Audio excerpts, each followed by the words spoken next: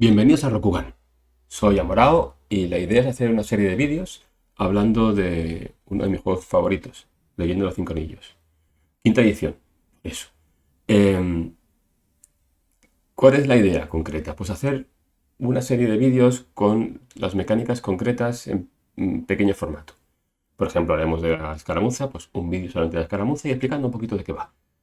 Este vídeo será un poquito más largo, quizás, porque quiero hacer un gran resumen de todo para después ir clasificándolo en cada uno de los vídeos de esa lista.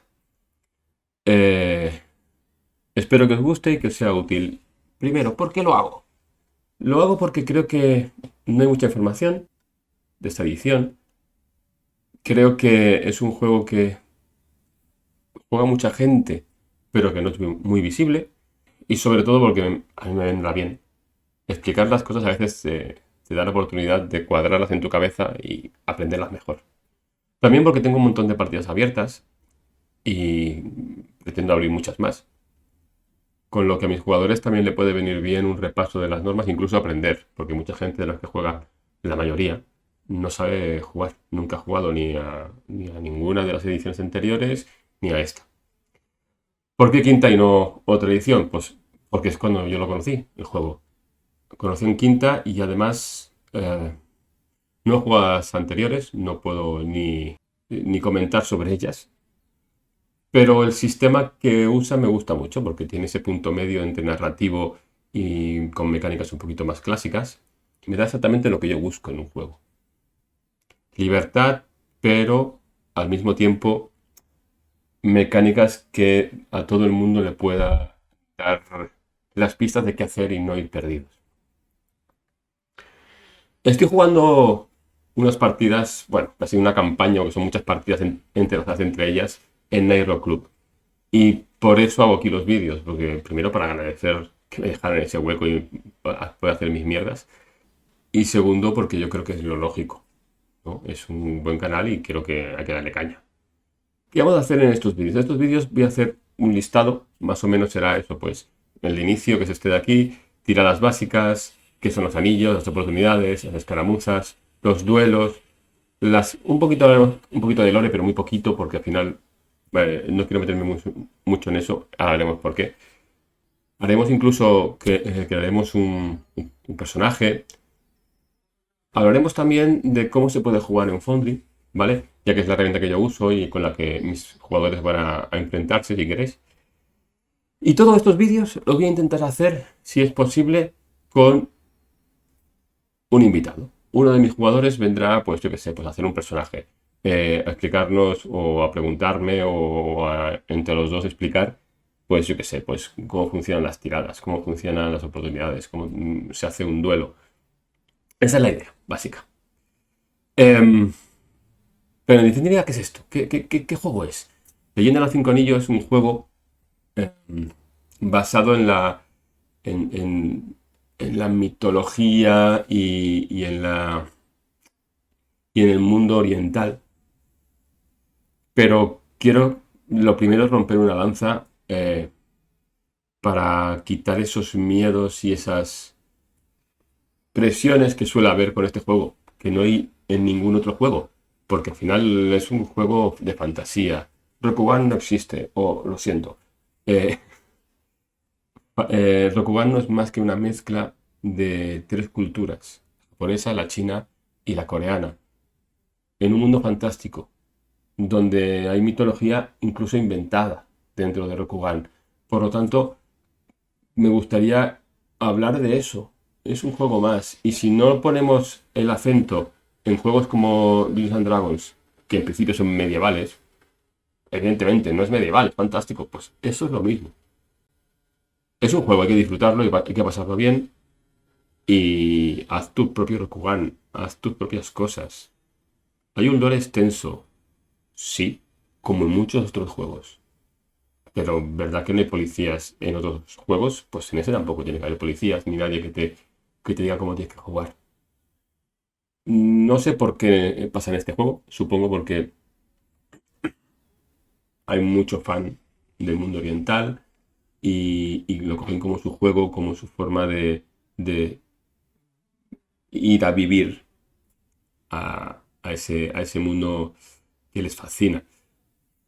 Pero es una edición personal y propia. Tú juega y disfrútalo y haz lo que quieras con él. De hecho, es un juego hecho por americanos para occidentales. Yo creo que si algún oriental que sepa de su historia y de su mitología ve el juego, fliparía. Igual que puedes ver a veces algunas cosas ya por americanos hablando de España y que todos somos toreros, pues me imagino así. No sé si es así exactamente. Es una exageración, pero me lo imagino así. Entonces, olvidaos de esas cosas. Disfrutarlo, no es histórico. Bien, ¿de qué va un poco entonces? Va de samuráis, va de que tienes que luchar contra esas castas, esas leyes que te impone el Bushido y ir contra a veces contra ti mismo. Y así es como lo juego yo. Juego a enfrentarse a tus necesidades y a lo que te pide estar dentro de esa casta samurái. La casta samurái no es más que un un estatus, ¿vale? Superior al de, si queréis, el plebeyo. Y tiene esa doble moral que tienen que protegerlos, pero a su misma vez son superiores a ellos. Eso te impone también unas normas que has de cumplir, unas órdenes que has de seguir.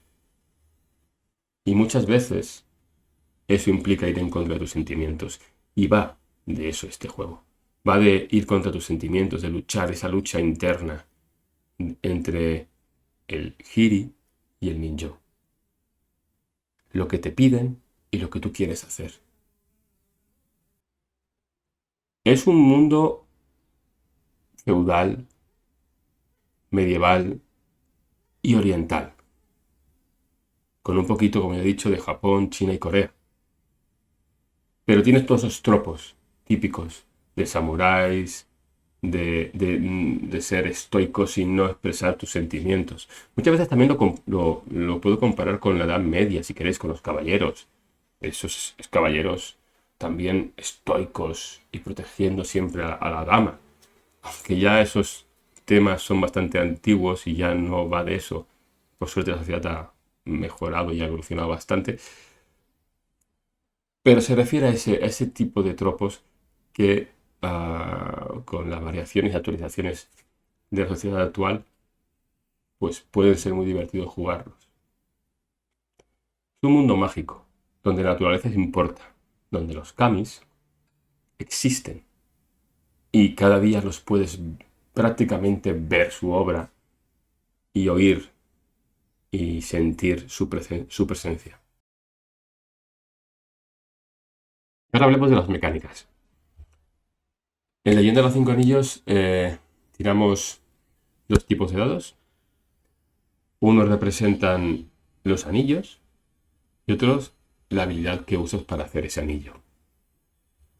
Y es una cosa de las que me gusta mucho, porque no solamente hablas de qué habilidad tienes y facilidad tienes para hacer algo, los conocimientos que tienes para hacer algún tipo de cosa, sino que habla también de cómo te enfrentas a ello. No es lo mismo enfrentarte a una acción, pues no sé, con sutileza, que de forma más mística. Al final, tiras esos dos dados. Ahora explicaremos un poquito cómo va.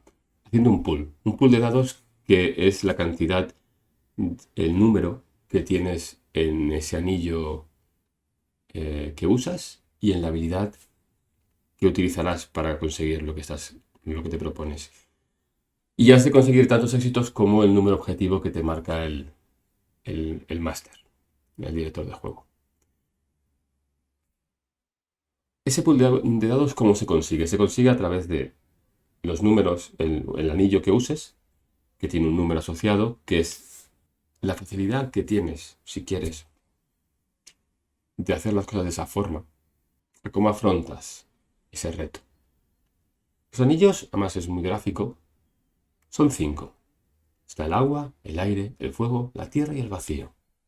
Cada uno de ellos te da o expresa, como he dicho antes, la forma de afrontar esa acción. El agua habla de la adaptabilidad, la atención, la sociabilidad y la potencia. El aire, la elegancia, la perspicacia, la astucia y la precisión. Igual que el fuego, habla de la pasión, de la inventiva, de la sinceridad y la velocidad. La tierra es algo más, se refiere más a la resistencia, a la memoria, a la paciencia y a la disciplina. Igual que el vacío, como muy bien se puede intuir, habla de el misticismo, la sabiduría, la intuición y todo lo que tenga que ver con el más allá. Esto implicará mucho, implicará la forma que vas a hacer la acción que tú quieres llevar a cabo. Y puedes hacer cualquier acción de cualquiera de las formas. Puedes atacar con aire de forma adaptativa. Puedes atacar con fuego de forma agresiva, con pasión, de una forma curiosa y diferente. O tierra, un poquito a la defensiva, planteándote bien las cosas. O con el vacío, casi casi cerrando los ojos y dejándote llevar. Todos esos ejemplos son un ataque, pero son muy diferentes en la ficción. Y tiene implicaciones en la narrativa y en la historia. Los dados de anillo son dados de 6. Y pondrás en ese pool tantos como el número que esté asociado a ese anillo. Después tenemos las habilidades, que hay una lista precisa de habilidades que siempre son subdividibles. Por ejemplo, puedes atacar con armas, pero a lo mejor te interesa mucho si tu aventura va de cosas que tienen que ver mucho con lo militar, pues a lo mejor, o con la lucha, o a ti te gusta expresarlo, pues podrías dividir esas armas en genérico a la katana o yo qué sé, o cualquier arma concreta y podrías subdividir esa habilidad en otras habilidades. Pero en principio, las que hay están muy, muy interesantes y están divididas en paquetes, ¿vale? Las sociales, las mercantiles, hay varios tipos. Ya hablaremos de ello cuando hagamos las tiradas. Pero el resultado es lo divertido, ya que usamos dados especiales. Los dados especiales tienen símbolos especiales. Por cierto, los dados son preciosos. Por tanto, supongo que a ningún rolero le vendrá de más tener esos dados que son chulísimos. Pero evidentemente hay una tabla de conversión a dados normales. Son dados de 6 y dados de 12, que no lo he dicho, para las habilidades. Pero también hay aplicación y si usas pues cualquier plataforma para jugar online como Foundry o Roll20, no te harían falta. Los símbolos que has de añadir, esos símbolos que tiene esos dados especiales, son el éxito, en blanco, que no hay ningún símbolo, el conflicto, la oportunidad y el éxito relanzable. Y además hay combinación de entre ellos. Puedes tener un éxito y un conflicto, puedes tener una oportunidad y un conflicto, o un éxito y un conflicto. Puede haber ese tipo de combos. Cada uno tiene un significado, más allá de un número, sino es un significado concreto. El éxito es un éxito, tal cual. Acordaos que para conseguir una acción hay que conseguir tantos éxitos como te pide el número objetivo, que suele ser el máster quien te lo da. El blanco es que no has conseguido nada, sería un dado perdido si quieres. El conflicto es muy interesante. El conflicto va de lo a flor de piel que tienes tus sentimientos, ya sean positivos como negativos. Cuando hay un contador de máximo, que cuando llegas a esta compostura, cuando ya no puedes más, revientas y dejas tus sentimientos, dejas que afloren. Y eso puede ser negativo o positivo. Simplemente dices lo que piensas. Y en un mundo en el que eso está penalizado, puede ser complejo. O te puede dar una oportunidad de algo que no harías por cortesía, porque el Bushido te lo prohíbe, en ese momento lo sueltas y avanza la ficción con más beneficios que consecuencias. Pero eso es la historia, el momento y el director el que te lo va a marcar. El conflicto suma esa sensación, ese sentimiento flor de piel. Ya puede ser rabia porque has fallado o un sentimiento de amor por alguien a una persona que te atrae y que cada vez te gustaría más decirle lo que piensas, pero tu posición como samurái te lo impide. Pues esto mecánicamente estaría también en las tiradas. La oportunidad son, como dice la palabra, oportunidades que te da la tirada más allá de lo que quieres conseguir. Hay varias formas de usar las oportunidades. Pueden ser mecánicamente, por ejemplo, eh, que alguna de tus habilidades, alguna de tus poderes, de tus técnicas, te pide oportunidades para usarla. Puede ser narrativa. Simplemente puedes decir pues, que la tirada no solamente la has conseguido, que lo has hecho súper bien. O lo contrario, y he fallado, pero no he quedado tan mal. No he quedado en ridículo. Eso sería usar una oportunidad. Incluso añadir información que no vendría a cuento. Estás luchando y te das cuenta que falta alguien. Estás intentando arreglar un jarrón roto y, por ejemplo, te das cuenta que esa tinta que estás usando o ese oro que estás usando para pintar las grietas tiene algo peculiar. Algo así. Algo que no tenga que ver directamente con, con la tirada, pero sí con qué anillo has usado. Eso siempre es interesante usarlo. No es lo mismo usar fuego que aire. Por ejemplo, aire sería para darte ese detalle, ¿vale? De que esa persona que tendría que estar ahí no está. O una mirada o algo, ¿vale? Después están los éxitos relanzables. Esos son no solamente un éxito, te cuenta como éxito en la acumulación de éxitos para conseguir el número objetivo, sino que además te deja lanzar otro modo que además puedes cogerlo si puedes. ¿Qué cantidad de dados puedo reservar de ese pool de dados? Tantos como tengas en el anillo que has usado. Si en juego tienes 3 dados, podrías usar de lo que has tirado 3 dados. Por ejemplo, quieres usar fuego, que como he dicho tienes 3, por ejemplo, y quieres usar, pues, por ejemplo, ataque cuerpo a cuerpo que tienes, yo qué sé, otros 3. Tirarías 6 dados, pero solo te puedes quedar 3. En cambio, si tienes un éxito relanzable, ese éxito te lo puedes quedar más allá de los 3. Podrías quedarte 4. Y si sale otro relanzable en esa tirada, podrías volver a tirar y quedártelo también. Con lo que al final es una explosión de dado. Una tirada, un resultado que explota. Como veis es bastante narrativo, pero a la misma vez es bastante mecanizado, con lo que es interesante jugar así. O al menos a mí me hace muy interesante y es como me gusta. Después tenemos también los conflictos. Los conflictos, sí digo conflictos y no batallas, porque el conflicto puede ser tanto social como un duelo, como una escaramuza, como una batalla en general, y hablaré en general y ya veremos vídeos concretos de cada uno. Funcionan igual. Tiras una iniciativa. La iniciativa es ese momento en el que estás mirando el campo de batalla y analizando lo que ves y cómo actuar.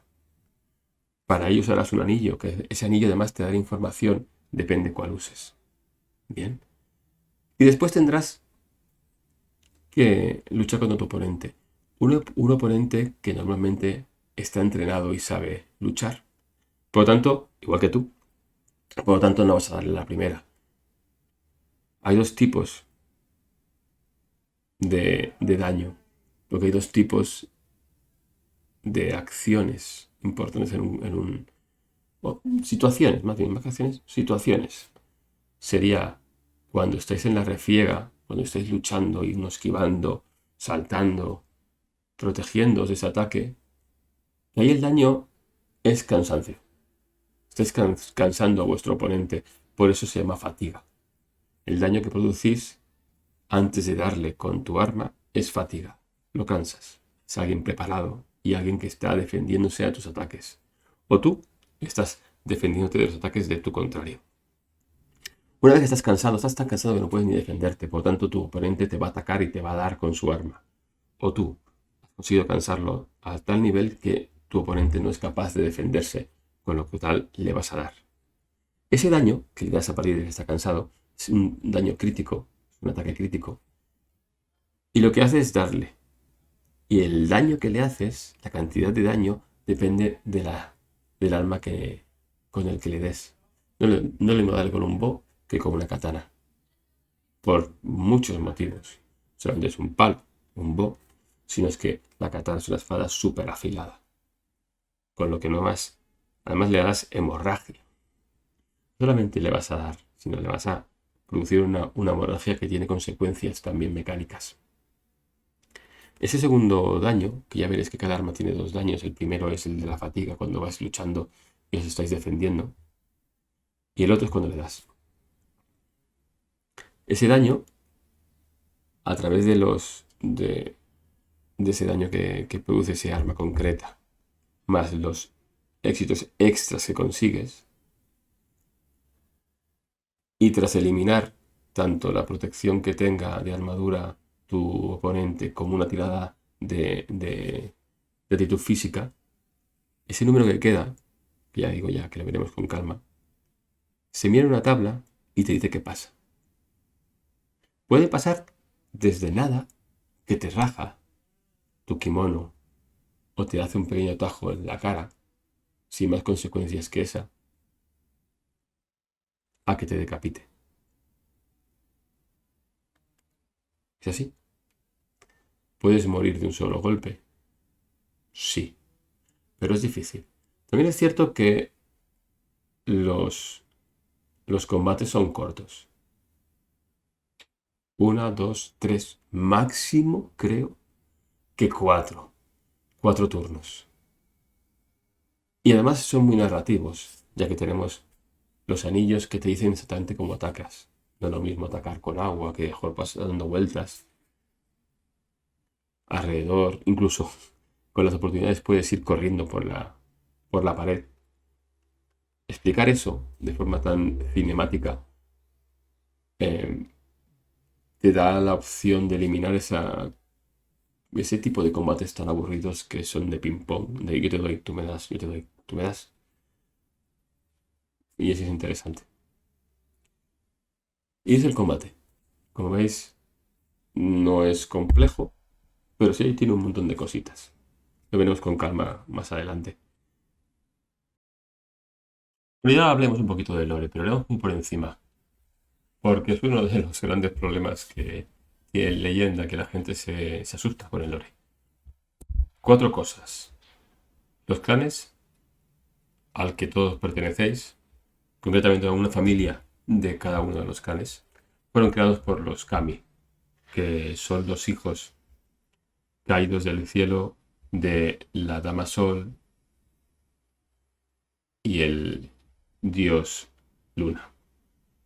Esos cayeron en la tierra, vieron, ya existían los humanos, y había pequeñas sociedades muy primitivas, si queréis, pero existían antes de que llegaran los kami. Los kami cayeron a la tierra y decidieron que aquello era un sin Dios, era un caos, y ellos iban a enseñar a la humanidad lo que es la civilización. Y reunieron a su alrededor a gente, a seguidores y a familias. Y es el inicio de esos clanes. Tú perteneces a uno y a una familia, con lo que te da una posición dentro del imperio y casi un trabajo. Es un mundo místico, muy enfocado a la naturaleza, elementos de agua, elementos de fuego. La naturaleza brota y se ha de vivir en cada aventura. Existen los monjes, existen los bushi, los surensha, los ronin y los plebeyos. Dentro de los plebeyos hay dos subclases, los heinins y los hinin. Todo esto, como veis, es muy estructurado. La orden celestial, el emperador, la familia del emperador, los samuráis, donde también hay algunas estructuras, y al final los plebeyos. Hay mucha literatura escrita sobre leyenda, pero coged la que os guste, la que os interese y la que os valga. Y la que no, la descartáis. Y la que os falte, la inventáis. Un juego de fantasía, acordaos. No es real, no es histórico. Que eso nos pare. A mí me paró un poco, por eso lo comento. Hay mucho... Es un problema que hay, ¿no? La gente que viene desde versiones antiguas, ediciones antiguas, que lo han vivido y lo han amado mucho y con un sistema propio y diferente al actual, han hecho de eso una forma de jugar y han vivido mucho ese oriente simulado. Y han transmitido eso de que hay que jugar bien y dentro de la metodología y no dejarse llevar por fantasías. Curioso. Con lo que eso ha parado a nuevos jugadores a entrar. Incluso yo conozco gente que le gusta el mundo oriental que no entra por ese miedo que se ha creado a través del juego.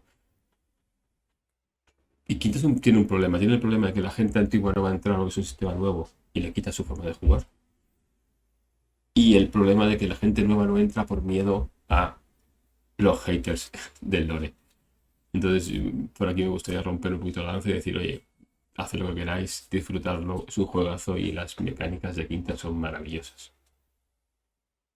Y con esto me gustaría despedirme y deciros que espero que todo funcione correctamente y tengamos más vídeos con invitados y que lo disfrutemos todo.